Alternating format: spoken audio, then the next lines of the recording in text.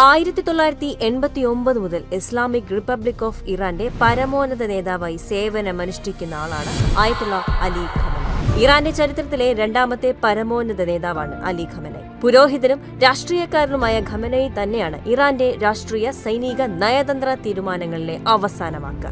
അതിനാൽ തന്നെ ഇറാന്റെ നിഴൽ സംഘടനകളെന്ന് ഇസ്രയേലും അമേരിക്കയും പാശ്ചാത്യ ലോകവും വിശേഷിപ്പിക്കുന്ന ഹമാസ്, ഹിസ്ബുള്ള, ഹൂതി അടക്കമുള്ള സായുധ സംഘങ്ങളെ കർട്ടന് പിന്നിലിരുന്ന് നിയന്ത്രിക്കുന്നതും ഖമനേയി തന്നെയാണെന്നാണ് കണക്കാക്കപ്പെടുന്നത്.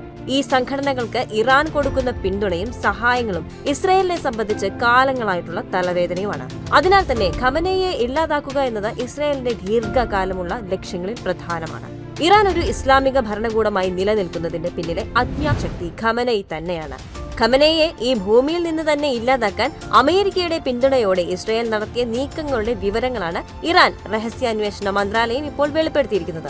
ശത്രുക്കൾ പരമോന്നത നേതാവിനെ ലക്ഷ്യം വെക്കാൻ ശ്രമിക്കുന്നു, വധശ്രമങ്ങളും ആക്രമണങ്ങളുമാണ് ഇതിനായി പ്രയോഗിക്കുക എന്ന് മനസ്സിലാക്കുന്നു എന്ന് ഇറാന്റെ ഇന്റലിജൻസ് മന്ത്രി ഇസ്മായിൽ ഖതീബ് മുന്നറിയിപ്പ് നൽകിയതായി ഇറാന്റെ ദേശീയ വാർത്താ ഏജൻസിയായ ISNA റിപ്പോർട്ട് ചെയ്യുന്നു.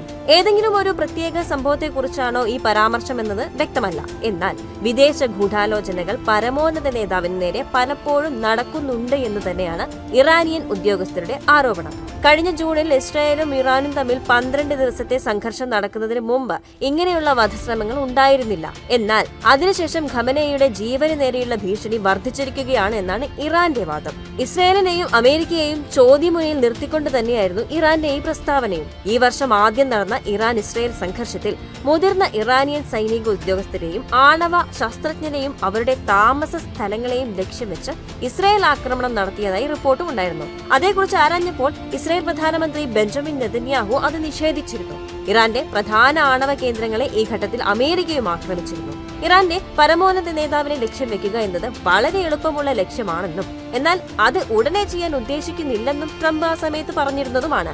അലി ഖമനേയിയെ മരണത്തിൽ നിന്ന് ഒരിക്കൽ രക്ഷിച്ചത് താനാണെന്ന് പിന്നീട് ട്രൂത്ത് സോഷ്യലിലെ ഒരു പോസ്റ്റിലും ട്രംപ് വ്യക്തമാക്കിയിരുന്നു. ഖമനേയിയെ ലക്ഷ്യം വെച്ചുള്ള മറ്റു പദ്ധതികളും നടക്കുന്നുണ്ട് എന്ന് അന്ന് തന്നെ റിപ്പോർട്ടുകളും വന്നിരുന്നതാണ്. ഖമനേയിയുടെ സുരക്ഷാ ഭടന്മാരുടെ കയ്യിലുണ്ടായിരുന്ന മൊബൈൽ ഫോണുകൾ ഹാക്ക് ചെയ്ത് ആ വിവരങ്ങൾ പിന്തുടർന്ന് കൃത്യമായ ലൊക്കേഷൻ മാപ്പ് ചെയ്താണ് ഇസ്രായേൽ മിസൈൽ ആക്രമണം നടത്തിയതെന്നാണ് പറയപ്പെടുന്നത്. ഞെട്ടിക്കുന്ന ഈ രഹസ്യങ്ങൾ പുറത്തു വന്നതിന് പിന്നാലെ കൂടുതൽ ജാഗരൂകരാവുകയായിരുന്നു ഇറാൻ. അതിനു പിന്നാലെ ഫോൺ പോലും ഉപേക്ഷിച്ച് ബോഡി ഗാർഡ്സിന്റെ പിൻബലമില്ലാതെ ഖമനേയി ബങ്കറുകളിൽ അഭയം തേടുകയായിരുന്നു എന്ന വിവരവും പുറത്തുവന്നിരുന്നു. അതേസമയം സംഘർഷ സമയത്ത് ഇറാന്റെ പരമോന്നത നേതാവിനെ കൊല്ലാനുള്ള ഇസ്രായേലിന്റെ പദ്ധതി ഇറാൻ ഇസ്രായേൽ സംഘർഷം രൂക്ഷമാക്കുമെന്ന ആശങ്കയിൽ US പ്രസിഡന്റ് ഡൊണാൾഡ് ട്രംപ് ആ നീക്കം തടയുകയായിരുന്നു എന്നും റിപ്പോർട്ടുകളുണ്ടായിരുന്നു. എടുത്തു പറയേണ്ട മറ്റൊരു കാര്യവുമുണ്ട്.